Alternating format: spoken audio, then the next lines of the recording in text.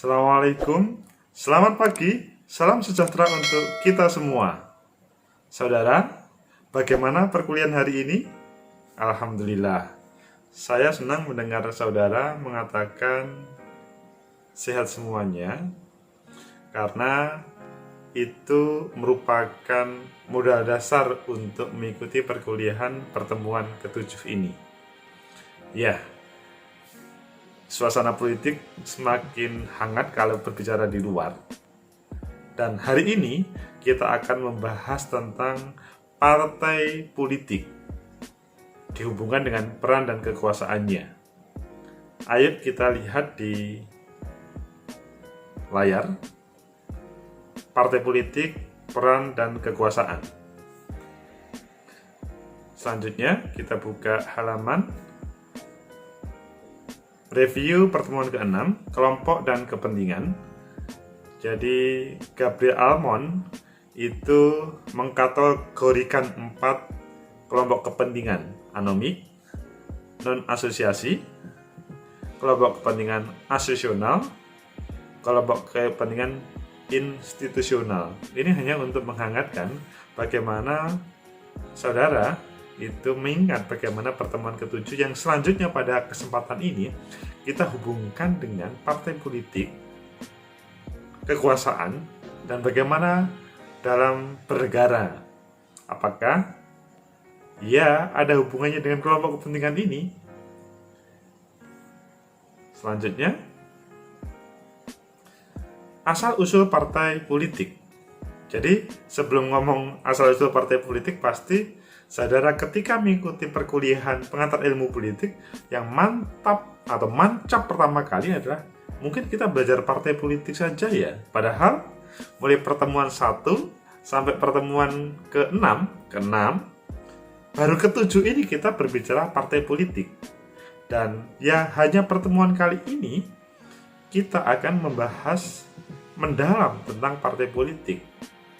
Ketika dihubungkan dengan pertemuan-pertemuan selanjutnya, maka ya untuk melebarkan pemahaman atau memafhumkan,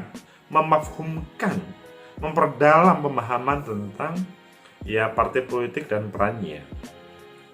Asal-usul partai politik itu pertama teori kelembagaan. Jadi ada 3 teori tentang asal-usul partai politik. Pertama adalah teori kelembagaan, hubungannya parlemen awal dengan timbulnya parpol. Jadi kalau kita berbicara, contoh melihat di Indonesia saja ya, di Indonesia itu kan ada parlemen, ya DPR yang ada di Senayan itu, mereka merupakan para wakil rakyat yang menyuarakan aspirasi rakyat. Meskipun kalau mendengarkan nyanyiannya Iwan Fals atau lagunya Iwan Fals atau berbagai kritik-kritik lainnya pasti banyak terkait dengan para parlemen ini.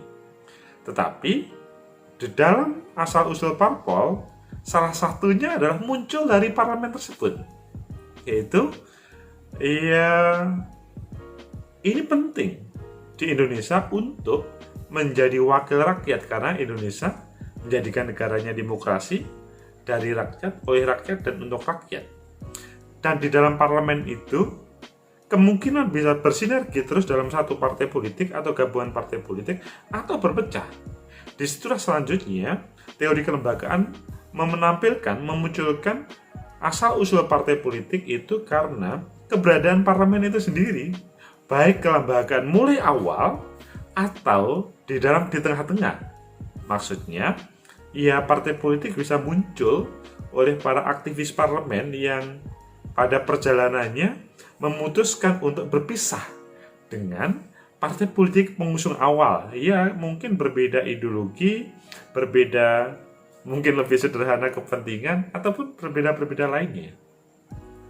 Selanjutnya adalah teori situasi historik. Munculnya untuk mengatasi krisis. Jadi sebuah partai politik karena ada sebuah krisis yang terjadi di sebuah negara, baik krisis ekonomi, krisis kepercayaan, atau krisis legitimasi ataupun lainnya, intinya krisis. maka dia akan muncul. Banyak kalau kita berbicara pada waktu reformasi itu, kehadiran partai-partai politik menjadi simbol dari yang kedua ini, teori situasi historik. Jadi pada awal Orde Baru itu hanya, ya awalnya sih sebetulnya banyak ya, kemudian pada 71 dikerucutkan jadi 10, selanjutnya dikerucutkan jadi 2 partai dan 1 golongan karya. Dan di dalam proses reformasi pada waktu tahun 98, untuk persiapan pemilu 99 karena tidak percaya hasil pemilu 97, maka hadirlah berbagai partai politik yang digunakan untuk, dalam bahasa waktu itu adalah krisis kepercayaan terhadap kepemimpinan. Ya, waktu itu muncul Partai Kebangkitan Bangsa, Partai Amanah Nasional, Partai Bulan Bintang, Partai Keadilan, dan masih banyak lagi. Intinya pada waktu itu adalah ya untuk mengatasi krisis, karena ada sebuah krisis. Ketiga adalah teori pembangunan. Sebuah partai politik hadir karena sebagai produk modernisasi sosial ekonomi. Jadi, karena ada sebuah kepentingan perekonomian, modernisasi perekonomian, maka partai politik dihadirkan. Hal ini ya karena sebuah tantangan terhadap pembangunan perekonomian yang mungkin masa depannya kurang bagus. Di beberapa negara hal ini sangat terjadi. Kehadiran beberapa partai politik mendasarkan pada teori pembangunan itu. Jadi proses pembangunan pertumbuhan ekonomi selanjutnya menghadirkan partai politik. Jadi perubahan di dalam proses kehidupan politik itu sangat dinamis, sehingga kemudian memunculkan biasanya ada 3 krisis: legitimasi, integrasi, dan partisipasi. Yang selanjutnya ini juga sangat berhubungan dengan 3 teori asal-usul munculnya partai politik. Legitimasi, ya yang kita bahas pada waktu legitimasi dan kewenangan kemarin, legitimasi rakyat dan kewenangan kekuasaan. Kemudian integrasi, ini hubungannya dengan bagaimana sebuah negara berintegrasi. Dan kemudian partisipasi dihubungkan dengan bagaimana kekuasaan itu kemudian ada partisipasi dari rakyat. Yang selanjutnya muncul dalam bahasa yang pertama tadi itu ada legitimasi kekuasaan, dan kemudian legitimasi rakyat, kewenangan kekuasaan dan legitimasi rakyat. Itulah asal-usul munculnya partai politik. Ya, bisa lebih didetilkan bagaimana perkembangan partai politik yang ada di Indonesia. Selanjutnya, fungsi partai politik. Kalau tadi berbicara bagaimana muncul, sekarang fungsinya. Apa sih sebetulnya fungsi partai politik? Pasti saudara-saudara berpikir, apa sih selanjutnya ada partai politik? Toh yang selanjutnya muncul di media adalah mereka berkonflik, mereka bertarung, mereka koruptor, atau mereka ya negatif-negatif lainnya. Padahal kalau kita melihat fungsi partai politik sungguh maha dahsyat bagusnya. Mencari dan mempertahankan kekuasaan guna mewujudkan program-program yang disusun berdasarkan ideologi. Mencari dan mempertahankan kekuasaan. Bisa diartikan negatif kan? Ketika memasuki wilayah kekuasaan, maka pikiran kita itu adalah mengarah kepada negatif. Padahal tidak harus diartikan negatif. Ketika saudara atau aktivis partai politik mempunyai niatan yang baik terkait dengan negara, maka dia pasti ingin mencari dan mempertahankan kekuasaan. Bukan untuk kepentingannya, tetapi bagaimana dalam bahasa yang lebih besar itu adalah ideologi bisa diperjuangkan, atau program visi misinya itu kemudian bisa dihadirkan. Itu yang paling penting. bukan kekuasaan untuk berkuasa atau kekuasaan untuk kepentingan pribadi atau kekuasaan untuk mengambil pundi-pundi keuangan negara. Itu yang selanjutnya menghadirkan persepsi negatif bagi orang yang melihat partai politik. Supaya tercapai terkait dengan mencari dan mempertahankan kekuasaan, maka ada 3 hal yang perlu diperhatikan. Pertama adalah seleksi calon-calon. Jadi partai politik yang benar itu seharusnya melakukan seleksi calon-calon, baik calon pemimpin ataupun calon anggota. Ayo coba sekarang saudara pikirkan, berapa partai politik yang ada di Indonesia itu melakukan seleksi calon, baik dalam pilkada, pileg, ataupun pilpres. Begitu juga terkait dengan seleksi para anggota. Kalau partai politik tidak melakukan hal ini, maka ya fungsinya relatif tidak orisinil, tetapi demi kekuasaan yang negatif tadi. Selanjutnya yang kedua adalah yang perlu dilaksanakan kampanye.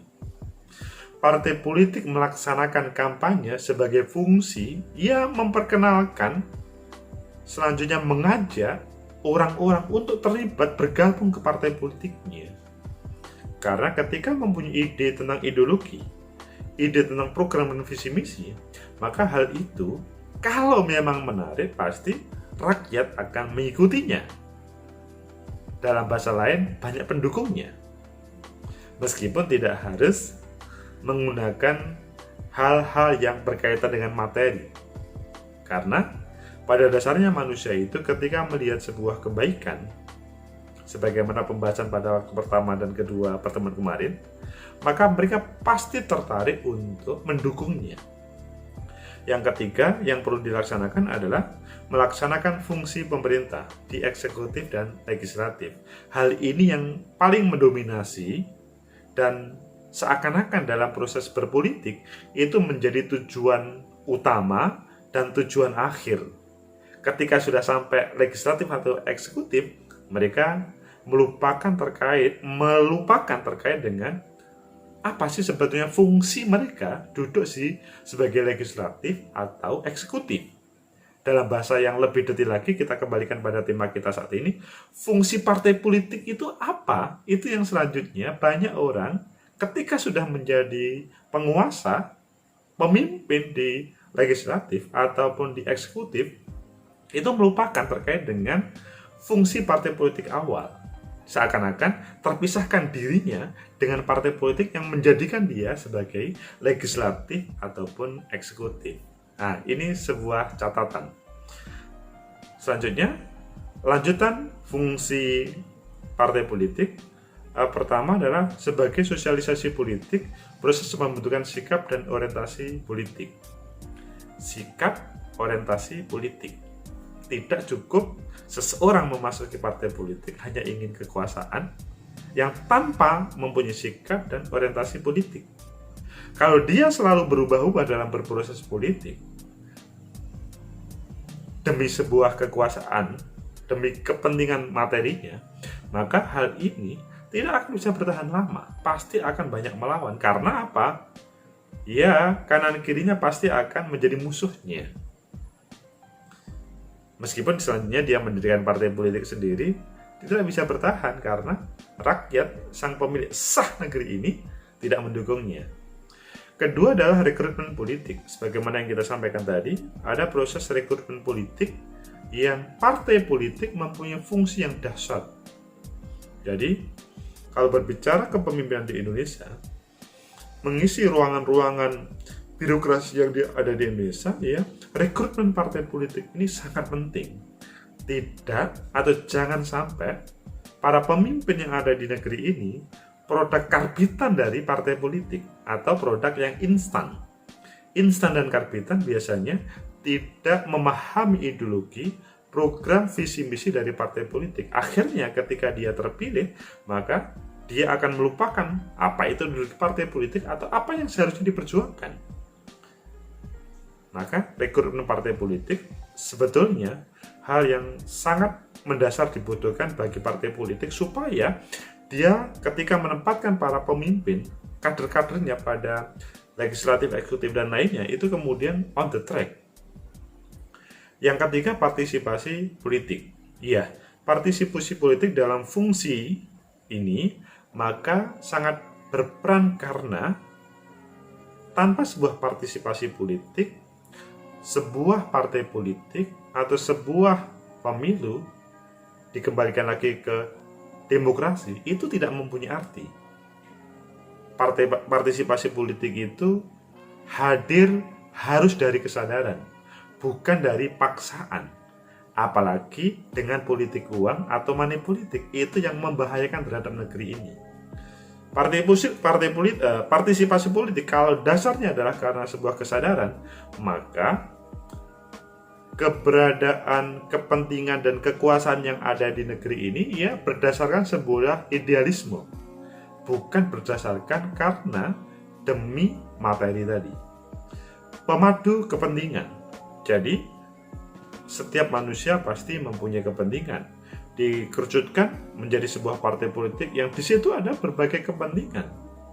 Dan di sini fungsi partai politik adalah menjadi pemadu kepentingan dari kadernya dan partai politiknya supaya teraih apa yang menjadi kepentingan. Sekali lagi, jangan diasosiasikan kepada negatif kepentingan ini, taruhlah ke kepentingan yang positif. Komunikasi politik. Di dalam berpolitik, berpartai politik, komunikasi politik itu adalah hal yang bisa menyelesaikan semua masalah, karena tanpa ada komunikasi politik atau terjadi kebuntuan komunikasi politik, maka perjalanannya akan menjadikan bahaya partainya dengan partai lain dan membahayakan terhadap negara.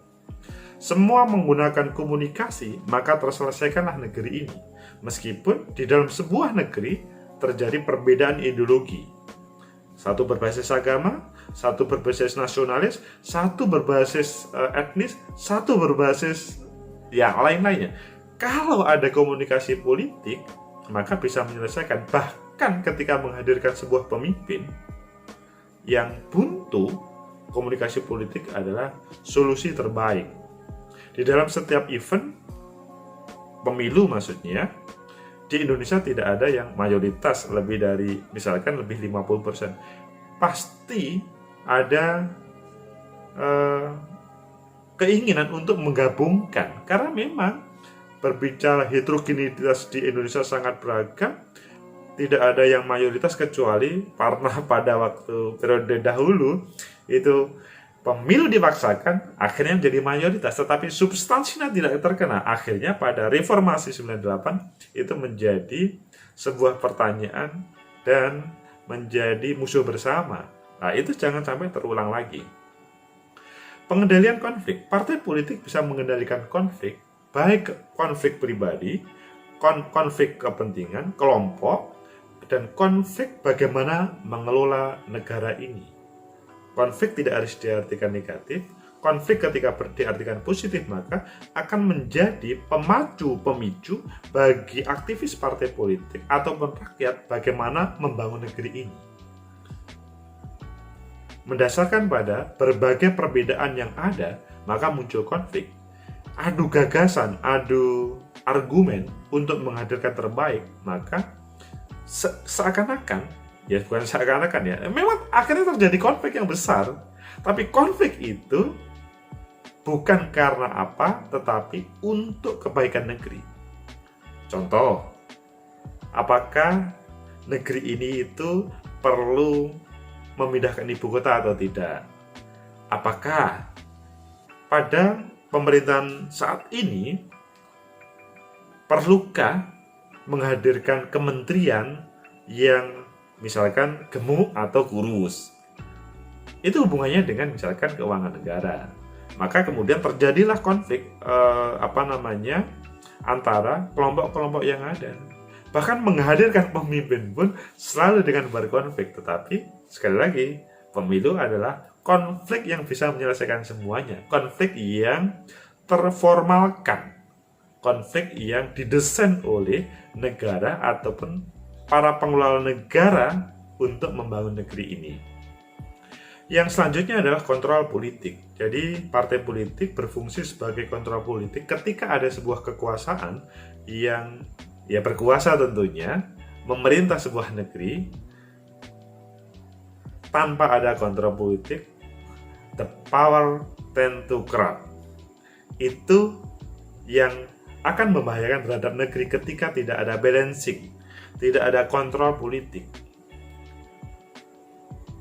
Janganlah kontrol politik diartikan bahwa dia adalah orang yang tidak menerima terkait dengan sebuah kepemimpinan. Seharusnya sebuah rezim pemerintahan itu bersyukur ketika ada kontrol politik. Karena ketika dia menjadi kontrol politik, dipastikan dia tidak menjadi bagian kekuasaan. Bahasa lainnya, dia tidak mendapatkan kekuasaan. Maka harus beruntung ada orang atau partai politik yang bersedia menjadi kontrol politik itu. Sehingga apa yang dirancang pada masa awal itu selanjutnya on the track. Bukan belak-belok. Karena the power to turn corrupt itu tadi. Oke, lanjutnya. Tipologi partai politik berdasar azas dan orientasi. Ada partai politik yang pragmatis, ada doktriner, ada kepentingan. Tiga hal ini mendasarkan pada azas dan orientasi. Ayo coba kita berbicara pada partai politik di Indonesia ataupun di negara-negara lain. Tiga hal ini pasti kemudian terefleksikan. Komposisi dan fungsi anggota, parpol massa, parpol kader, ya saudara pasti bisa membedakan, oh itu partai politik yang berdasarkan cukup massa, atau dalam bahasa lainnya juga, oh itu semacam fan club, atau memang dalam prosesnya dia hadir di kader dari level ranting, anak cabang, daerah, pusat. Tidak tahu-tahu kemudian dia menjadi di level pusat atau tahu-tahu menjadi calon kepala daerah yang tanpa pernah berproses di partai politik. Itu menjadi sebuah masalah kalau itu dikembangkan. Selanjutnya, di dalam basis sosial dan tujuan, menurut Almond, parpol beranggotakan lapisan sosial atas, menengah, bawah, kelompok tertentu, buruh, petani, pemeluk agama, keempat, budaya tertentu, bangsa, dan bahasa.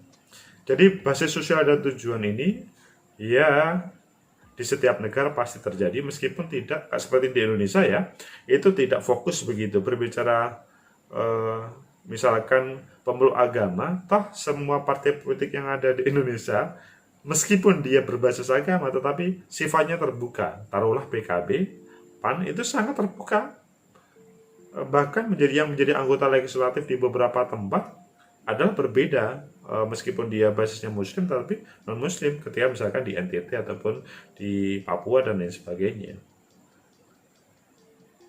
Selanjutnya, sistem kepartaian.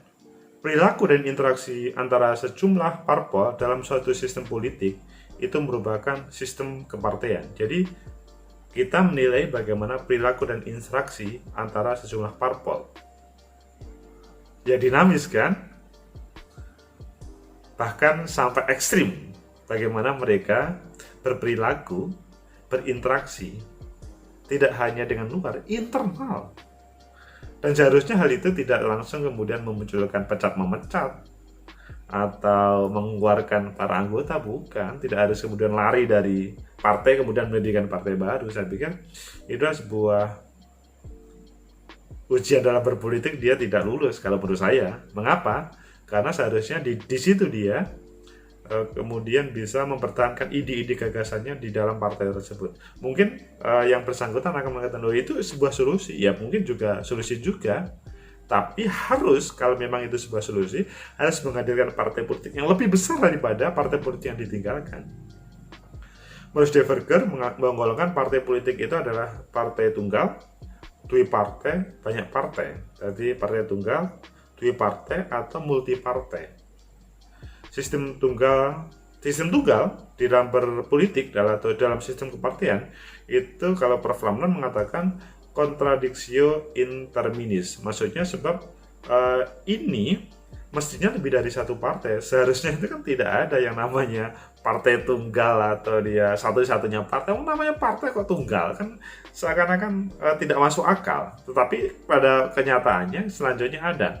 Kecuali partai tunggal totaliter, ya ini mungkin terjadi di negara-negara komunis dan fasis. Padahal hal itu pasti kita tolak. Jadi kalau ada teman-teman partai yang sudah tidak mau melakukan balancing, controlling, dia inginnya sendiri, maka mengarah kepada hal ini, catatan ini tadi.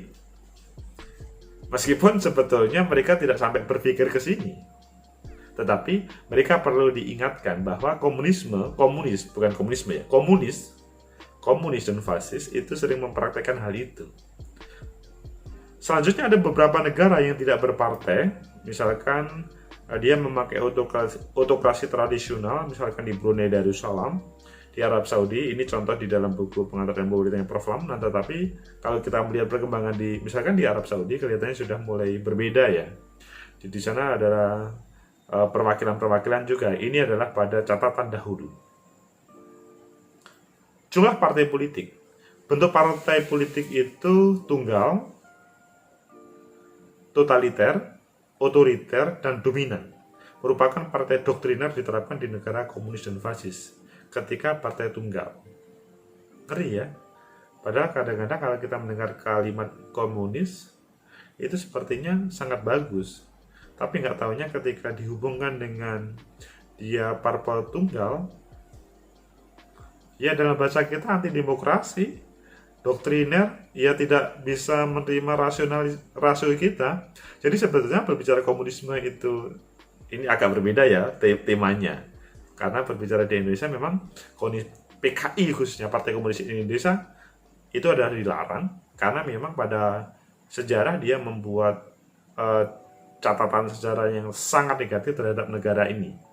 Dan ketika kita belajar tentang teori komunis, tentang teori fasis, yang sangat tidak baik adalah dia berusaha menjadi parpol tunggal, totaliter, otoriter, dan dominan. Ini yang sebetulnya menjadi catatan negatif. Meskipun sebetulnya kalau melihat beberapa negara yang menggunakan, ya silahkan saja, karena mereka sudah semacam yakin terkait dengan hal itu yang paling benar atau paling baik untuk mengelola negeri ini. Mengelola negara mereka. Kalau di Indonesia ya jelas kita pahami bahwa Partai Komunis di Indonesia itu jelas dilarang. Meskipun kalau berbicara komunis bukan untuk menjadi bagian dari Partai Komunis, tapi belajar tentang komunis itu parpol tunggal, totaliter, otoriter, itu adalah sangat perlu supaya bisa paham, terbuka cakrawala pemikiran politik kita. Ada beberapa partai, tapi satu yang dominan, ada digunakan untuk penguasa sebagai alat memobilisasi masyarakat dan mengesahkan kekuasaan. Ini adalah di dunia komunis atau di partai di negara komunis. Jadi hanya sebagai simbol saja partai politik itu, bukan sebagai yang sebenarnya substansi untuk memperjuangkan aspirasi rakyat. Bentuk partai tunggal dominan tetapi demokratis itu ya di beberapa tempat ada. Sistem dua partai bersaing melakukan kontrol itu adalah yang paling banyak, karena bagaimanapun di dalam demokrasi yang selanjutnya adalah dibutuhkan adalah controlling. Ini adalah jarak ideologi.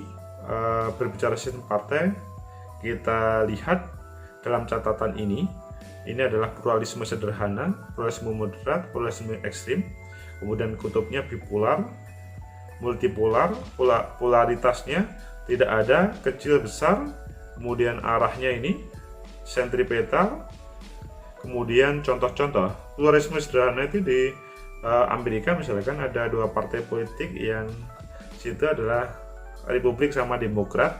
Mereka selalu menjadi kontrol antara kedua partai tersebut. Selanjutnya kalau pluralisme moderat itu kita lihat di Belanda, di situ banyak partai. Kemudian pluralisme ekstrim itu seperti di Italia, jadi ada komunisme ada neofasis, ada Kristen Demokrat. Kristen Demokrat itu kalau dalam bahasa negara di negara kita adalah partai-partai berbasis agama, karena di sana kan yang mayoritas adalah Kristen, sehingga dia bisa menjadi partai yang ekstrim, maksudnya ekstrim untuk berhadapan dengan komunisme dan neofasis. Itu sangat terasa di Italia, pluralisme ekstrim. Bipolar, kegiatan aktual dan suatu sistem partai bertumbuh pada dua kutub, meski jumlah partai lebih dari dua tetapi tidak memiliki perbedaan yang tajam. Jadi keberadaannya di Amerika ataupun di Belanda itu tidak ekstrim, misalkan kapitalisme dan komunisme. Kalau kapitalisme dan komunisme kan ekstrim. Ini berbicara di Belanda dan di Amerika tidak seperti itu, cukup demokrat, republik. Tetapi pada titik-titik tertentu selanjutnya mereka itu bisa bertemu tidak seperti komunisme dan kapitalisme. Polarisasi besar, multipolar dulu. Sistem partai bertumbuh lebih dari dua kutub, lebih dua partai, perbedaan ideologi yang tajam.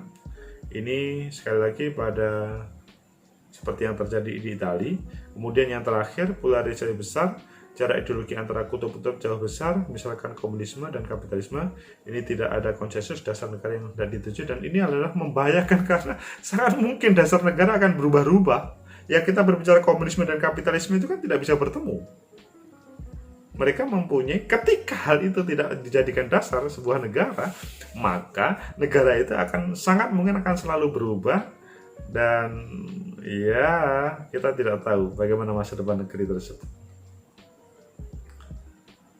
Itulah pertemuan kita hari ini tentang partai politik, peranannya di dalam dan kekuasaan dalam bernegara. Saudara-saudara juga bisa mengevaluasi terkait dengan perjalanan partai politik yang ada di Indonesia.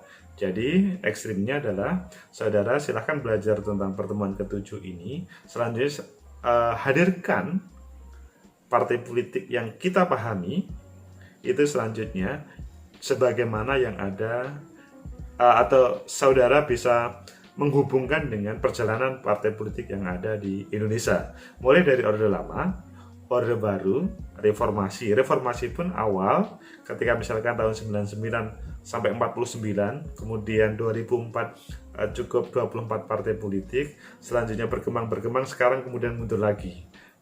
Itulah yang menjadi perhatian, dan kemungkinan pada pemilu-pemilu selanjutnya itu akan selalu dinamis partai politik yang ada di Indonesia. Juga bisa belajar bagaimana Amerika yang relatif yang besar adalah Demokrat sama Republik, bisa belajar di Malaysia yang juga sangat dinamis. Itulah terkait dengan partai politik, peran dan perkembangannya dihubungkan dengan kekuasaan dan negara. Semoga ada manfaat. Semoga bisa menjadi inspirasi bagi saudara.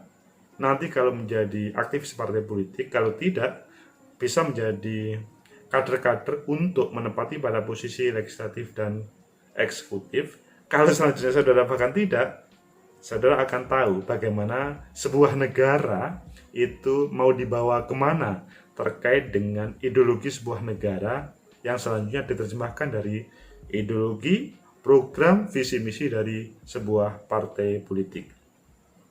Semoga ada manfaat. Ketemu minggu depan. Assalamualaikum warahmatullahi wabarakatuh.